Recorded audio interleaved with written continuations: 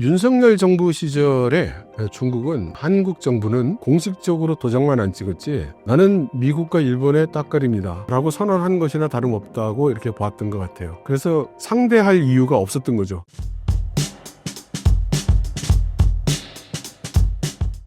미국이 군함 때문에 한국에 도움을 요청했는데요. 어떻게 보시나요? 그런 뉴스가 돌아다니고 한국에서 굉장히 기뻐하는데 저는 이 표정 관리를 해야지 왜 이렇게 좋아하나 이런 생각이 듭니다. 그거를 우리 군함 좀 고쳐줄래? 또 내지는 군함 좀 만들어줄래? 그러면 감사합니다 이럴 게 아니고 그럼 넌 나 뭐 해줄 건데 이렇게 얘기를 해야지. 아이고 감사합니다 뭐 싸게 해드릴게요 뭐 빨리 해드릴게요 이럴 일은 아니라고 생각합니다. 그리고 이제 실제로는 이게 뭐하고 관계가 있냐면 산업 체제와 관계가 있어요. 그러니까 미국 같은 경우에 고부가가치, 고수익 쪽으로 집중을 하다 보니 저부가가치에 부담이 많은 제조업, 산업 시스템에 대한 투자를 안 해왔고 이걸 남들한테 미뤄왔단 말이에요. 그럼 그게 다 어디로 가서 만들어지고 있느냐? 1번이 중국입니다. 그래서 중국이 세계의 공장이 됐죠. 중국 외에는 어디에 가 있느냐? 유럽에서는 독일에 주로 가 있는 것이고 아시아에서는 한국과 타이완 같은 국가에 주로 가 있는 겁니다. 근데 타이완에 맡기기가 좀 묘한 거죠. 그러면 이제 한국에 와야 되는 거예요. 그러니까 이런 게 한두 가지가 아닐 겁니다. 그래서 우리가 이거를 이제 전략적으로 본다면 유럽과 미국과의 관계가 앞으로 순탄치 않아 보이죠. 지금 우크라이나를 놓고 트럼프 행정부와 EU가 갈등을 벌이고 있는 거 보면 둘이 짝짝꿍을 하기는 좀 어려울 것 같습니다. 그러면 미국이 자기들의 취약한 산업 구조를 보충해 줄 수 있는 나라를 찾는다면 1차적으로는 일본을 찾을 것이고 2차적으로는 타이완을 선택하기 좀 어려워요. 왜냐하면 코를 꿰게 되는 거니까. 그러니까 그 대상에서 유력한 대상이 될 수 있는 것이 아마 한국일 겁니다. 그래서 한국이 저는 저 자세로 안 나갔으면 좋겠어요. 네. 그래서 우리는 너희가 지금 그만큼 아쉽다면 우리는 뭐 그럼 만사 제쳐두고 네 치닥거리만 해야 되냐? 상응하는 대가를 달라. 얼마든지 그렇게 할 수 있어야 된다고 생각합니다. 한국이 가지고 있는 카드가 생각보다 강력한 카드일 수 있다는 말씀인가요? 그런 거죠. 뭐 배를 맡기겠다 그러면 싫어. 이렇게 한번 해볼 수 있잖아요. 나 딴 것도 만들 건 많아. 이렇게 해볼 수 있는 거죠. 구축함이라고요? 그거는 지금 오더가 밀려 있으니까 3년 후부터 만들어 드릴게. 뭐 이럴 수도 있고, 뭐 여러 가지를 할 수가 있으니까, 지금 마치 그 주인이 던져주는 고깃 덩어리를 기다리는 개처럼 그렇게 헐떡거리면서 기다리지 않아도 된다. 품위를 지키고, 뭐 우리 아니면 어떡할 건데, 뭐 이런 자세로 좀 튕겨보는 것도 좋지 않은가, 이렇게 생각합니다. 한국의 정치적 불확실성 때문에 코리아 패싱 우려가 커지고 있는데 어떻게 평가하시나요? 한국이 패싱당할 일은 없을 겁니다. 한국은 한국 사람들이 생각하는 것보다 훨씬 더 국제 경제나 국제 관계에서 좀 뭐랄까요? 무게감이 있는 나라고요. 그러니까 저는 그래서 항상 한국을 뭐라고 얘기하느냐면 몸만 큰 어린아이 같다 이렇게 얘기를 하죠. 체급은 거의 이제 미들급을 넘어섰는데 생각은 이제 유치원생처럼 하는 거죠. 엄마 어딨어? 뭐 이제 이런 생각을 하는 것 같다는 이야기입니다. 그리고 지금 한국에 대해서 별다른 언급이 없는 이유는 두 가지가 있다고 생각하는데요. 하나는 지금 그 무정부 상태에 있기 때문에 누구하고 얘기를 해야 된단 말이냐, 뭐 이런 것이 그 큰 하나가 될 것이고, 두 번째는 훨씬 더 중요한 미중 구도가 아직 모습을 드러내지 않았다는 거죠. 그러니까 그 주변 국가들 입장에서 자기 입장을 정할 수 있을 만한 상황이 또 아닐 수도 있는 거예요. 트럼프는 근데 이제 얼마 전에 중국에 대한 여러 가지 조치를 발표하면서 거의 뭐 변수가 아직 남아 있긴 하지만 대체로 트럼프의 가장 큰 주적은 중국이다. 라고 이제 여겨집니다. 그리고 지금 여러 가지 발표하고 있는 정책들을 보면 가까운 데서부터 발표를 하고 있어요. 그죠? 캐나다, 멕시코, 이제 유럽 쪽이기도 하고, 그러니까 외곽부터 정리를 해가고 있는 것으로 보여요. 그리고 주변이 다 대충 정리가 되면, 이제 중국을 본격적으로 다룰 것으로 생각이 됩니다. 그때쯤 되면 한국도 정치적 불안정이 상당 해소 이제 될 것이고, 그렇게 되면 이제 한국에 대해서 이런저런 입장을 요구하는 일들도 이제 생기겠죠. 한국은 국제사회에서 어떤 행동을 취해야 할까요?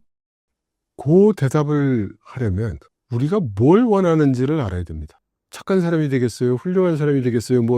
이렇게 얘기할 수도 있겠지만, 뭔가 구체성을 가져야 되잖아요? 제가 그걸 지적하고 싶어요. 현재 한국은 하고 싶은 것도 없고, 되고 싶은 것도 없고, 그런 나라예요. 목표가 없는 나라예요. 그래서 그냥 사는 거예요. 어저께처럼 오늘 살고, 오늘처럼 내일 살고. 그런데 벌어지는 상황이 내 마음에 안 차. 이런 거죠. 그러니까 이거 우리가 좀 반성을 해야 될 거예요. 그래서 우리가 원하는 게 뭔지, 우리는 어떤 국가가 되고 싶은지, 우리는 어떤 목표를 달성하고 싶은 것인지, 나는 어떤 사람이 되고 싶은지, 이런 걸 이런 거가 나와야 되죠. 그래야 남들한테도 나는 이거가 필요해 라고 얘기를 할 수 있는 거죠. 그러게 없으면 그냥 나는 빵 달라고 그럴래. 그럼 옆에서 아니야 짜장면 달라고 그래. 했더니 뒤에서는 아니야 디저트 이런 상황이 될 거죠. 그래서 우리는 우리가 원하는 게 뭔지 알아야 되고, 우리 국가의 목표 이런 것이 있어야 되고, 그것을 종합해서 하나로 압축해서 표현한다면 우리는 국가 전략이 있어야 됩니다. 우리는 국가 전략이 있어야 돼요. 지금 미국도 있고 중국도 있고 일본도 있고 주변 국가들이 다 자기들이 추구하는 국가 목표를 설정하고 그걸 달성하기 위한 국가 전략을 수립해서 추진하고 있는데, 우리가 이렇게 무계획, 무목표, 무전략으로 대하면 절대 좋은 결과는 없을 겁니다. 그거에 대한 박사님의 생각은 무엇인가요? 우리가 충분히 욕심을 부릴 수 있는 상황에 있다고 생각합니다. 그러니까 지금 다 아쉽거든요. 그러니까 생각해 보세요. 만일에 20세기 미국이라면 누가 미국을 건드리겠습니까? 그죠? 그래서 나야 미국, 나야 나 이런 상황인 거겠죠. 그러니까 중국을 보세요. 지금 중국이 누가 자기를 위협을 하면은 걱정하고 그럴 나라가 아니지만, 지금 중국도 머리가 지금 굉장히 많이 아프죠. 일본도 머리가 아프죠. 타이완도 머리가 아프죠. 러시아도 고민이 많아요. 이것은 거꾸로 얘기하면 지금 세계 열강들이 골치가 아픈 상황, 다들 아쉬운 게 있는 상황이라는 겁니다. 근데 여기서 우리 한국은 조금 앞으로 긍정적으로 적극적으로 나서면, 형님 그럼 내가 이걸 해드리면 도움이 될까요? 그럼 제가 이거 해드릴 테니까 형님은 저 이거 해주세요. 이럴 수 있는 아주 좋은 상황이라고 생각이 되는데, 이 상황에서 이제 예낙쌤 생각하는 거죠. 형님이 알아서 해주시겠지. 그 형님들 얘기하는데 내가 무슨 말을 해 거기서. 거기서 나 거기 명함도 못 내밀어. 굿이나 먹고 떡이나 먹을래? 떡이 아니면 어떡할 거예요? 떡이 아니면. 저는 좀 우리가 그렇기 때문에 우리가 원하는 것을 잘 깨닫고 그걸 획득하기 위한 전략을 잘 세우고 거기에서 우리가 일사불란하게 추진해 나가면 우리는 많은 것을 얻을 수 있을 것이다. 이번 세기에. 그렇게 생각합니다. 중국은 한국을 어떻게 바라보고 있을까요? 윤석열 정부 시절에 중국은 한국 정부는 공식적으로 도장만 안 찍었지 나는 미국과 일본의 따까리입니다. 라고 선언한 것이나 다름없다고 이렇게 봤던 것 같아요. 그래서 상대할 이유가 없었던 거죠. 그러니까 불확실성이 없고 얘기한다고 바뀔 어떤 유연성도 없으니까 그냥 이제 그냥 있는 대로 내버려 두는 거였어요. 그런데 이번에 이제 윤석열 정부가 사실상 이제 무너지고 상당한 확률로 이제 다음 정부는 민주당 쪽에서 장악하게 될 가능성이 높다고 보아지는데, 유력한 대선 후보인 이재명 후보나 또 민주당 쪽의 의견은 중국에게 되게 상당히 유연하죠.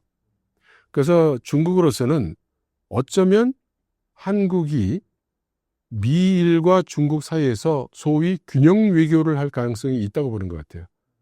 그렇다면 그럴 가능성이 보이니까 이제 중국이 한국에 대해서 여러 가지 말도 하고 대화도 하고 금년에 에이펙 정상회담이 있으니까 시진핑 주석이 올 것이고 그렇게 되면 그때 누가 만날지는 모르겠으나 한국의 그 수반과 만나서 회의도 하게 될 것이고 그렇다면 한중 간의 관계를 정립하고 그동안 쌓여있던 현안들을 좀 해결하는 그런 계기가 되겠죠. 최근 중국의 한한령 해제에 관한 뉴스가 나왔는데 어떻게 보고 계신가요? 그러니까 분위기는 이미 잡아놨어요. 그러니까 사전 준비는 다 된 것 같아요. 작년 말에 한중 간의 정부 간 협상이 있을 때 금년을 뭐라고 정했냐면은 한중일 3국의 문화협력의 해라고 했단 말이에요. 문화협력의 해. 그러니까 문화협력의 해라는 거를 해놓고서 중국이 결국 한 거는 뭐냐면은 전통 무용이 어떻고 뭐지 이런 얘기만 했어요. 근데 한국 정부가 그런 거 하자고 문화교류의 해 이런 거 하진 않았겠죠.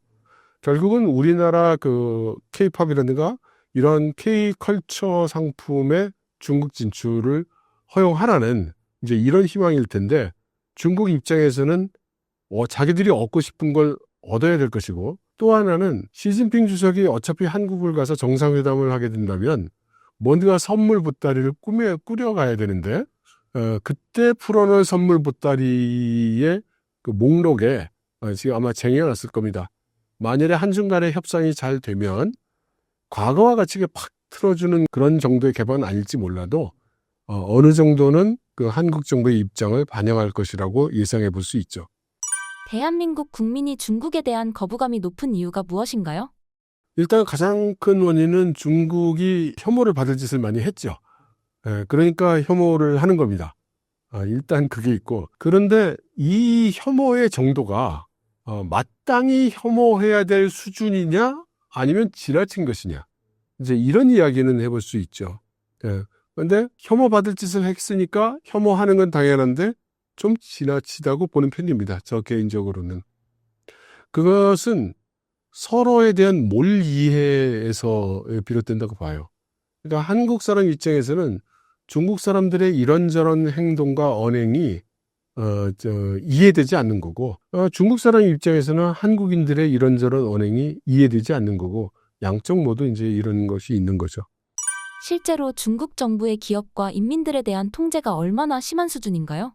기업이나 개인에 대한 통제가 어느 정도 이루어지냐면 과거 우리나라 권위 정권에서 하던 통제 수준과 비슷합니다. 예, 예.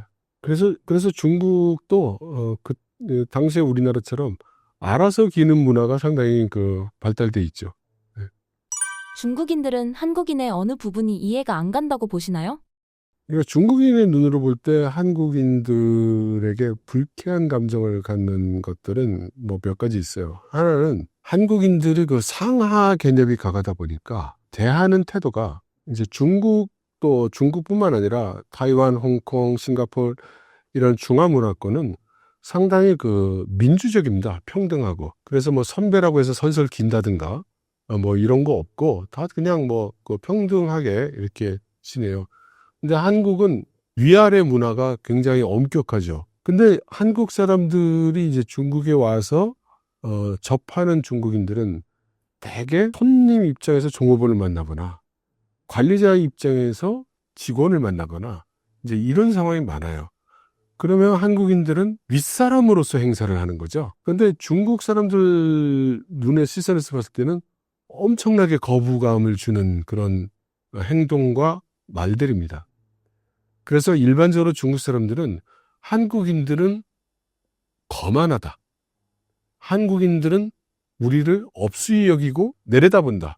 이제 이런 인식이 있어요. 그러니까 당연히 감정이 좋을 수가 이제 없죠. 거기에 또 이건 일부 한국인들인데 꼭 자극적인 말을 하는 사람들이 있어요. 우리는 얼마 버는데 니들은 못 벌지. 뭐 이런 거라든가. 참 사실 안 해도 될 말. 예, 뭐 이렇게 자극을 해서 꼭 문제를 일으키는 분들도 있고. 아무튼 그래서 중국 사람들이 볼 때는 한국은 우리 중국에 비하면 국력의 사이즈도 적고 뭐 그렇게 엄청나게 잘난 것 같지도 않은데 미국, 영국, 프랑스, 독일, 이태리, 뭐 프랑스 이런 데서 온 사람들은 다 특이하지 않게 잘 처신하다 가는데 왜 작은 나라인 한국에서 온 한국인들은 그렇게 어깨에 힘을 주고 목에 힘을 주고 그렇게 깔보는 듯한 행동을 하고 다니냐. 뭐 이런 거겠죠. 저는 그 부분은 우리가 좀 고쳐야 된다고 생각해요. 네. 중국인은 자신의 행동이 외부인이 봤을 때 문제가 없다고 인식하나요? 거의 없죠. 그러니까 중국 사람들이 보는 세계는 세계가 100이라면 99.99는 중국이고 0.01이 중국 아닌 세계예요. 그러니까 다른 나라가 어떻게 생각하고 뭐 다른 나라 사람이 어떻게 보고 이런 거는 신경을 안 쓴다기보다는 근본적으로 그 생각이 없어요. 의식이 없어요. 네. 여러 분야에 대한 중국의 입장이 대한민국 사람들에게 거부감을 주지 않나요? 근데 저는 그게 화낼 일인가. 그러니까 저는 중국 사람들의 그런 게 좀 가여워요. 그게 제가 생각할 때는 일종의 그 철저한 무력감이거든요. 그러니까 우리나라는 불의를 보면 일어나야 됩니다. 기분 나쁘게 하면 부딪히고. 근데 여긴 전제가 있어요. 내가 무슨 말과 행동을 하면 그것이 성공하든 실패하든 일정 이상의 반향을 우리 사회에 불러일으킬 수 있다는 그런 믿음이 있습니다. 그래서 제가 오늘 예를 들어 버스를 타고 가다가 불만이 있어서 큰 소리를 치는 일이 그렇게 해서는 안 되겠지만 만일에 했다면 내가 이 큰 소리를 침으로써 이 버스 안에 있는 사람들도 반응을 할 거고 기사분도 반응을 할 거고 어쩌면 어떤 사람이 SNS에 찍어서 올려가지고 그게 반향을 불러일으킬 수도 있고 라고 생각하는 게 우리죠. 근데 이제 중국에서는 내가 얘기를 해본들 뭐 효과가 없을 거라고 생각하는 거예요. 그래서 중국 사람들이 생각할 때는 이철 박사가 너무나 잘생겼는데 사람들이 이철 박사 못생겼다고 그런다 이거예요. 그럼 나 한 사람이 아니야 이철 박사는 잘생겼어라고 해본들 대세에 아무 영향을 안 주는 거죠. 그럼 어떻게 되겠어요? 관심이 없어요. 말하고 싶지도 않고 그냥 사는 거예요. 무슨 외국에서 뭐 외국인들이 어떻게 생각할까? 야, 그건 고상한 분들이 하시고 나의 생활 나의 세계는 상관이 없는 거예요. 그래서 남에게 관심이 없습니다. 충돌을 피하는 일본의 특성과 비슷한 것 같지 않나요? 결과적으로 비슷할 수는 있겠지만 저는 많이 다르다고 생각하고요. 그래서 중국 사람들이 그래서 그 충돌이 일어나면 되게 당황해요. 한국은 하루 집 밖 나가면 충돌의 연속이죠. 그렇죠. 뭐 불쾌하고 뭐하고 지나가다가 서로 눈 흘려보기도 하고 뭐 이러잖아요. 중국 사람들은 이렇게 갈등으로 서로 마주보고 막 쌍심지켜고 이런 거는 피곤해서 안 하거든요. 그러니까 만일에 그런 상황이 발생하면 그건 정말 대단한 상황이 되는 거예요. 중국 사람들한테는. 중국 경제가 많이 어렵다는 얘기가 끊이질 않습니다. 실제 중국의 경제 상황은 어떤가요? 나쁩니다. 중국 경제 상황은 나빠요.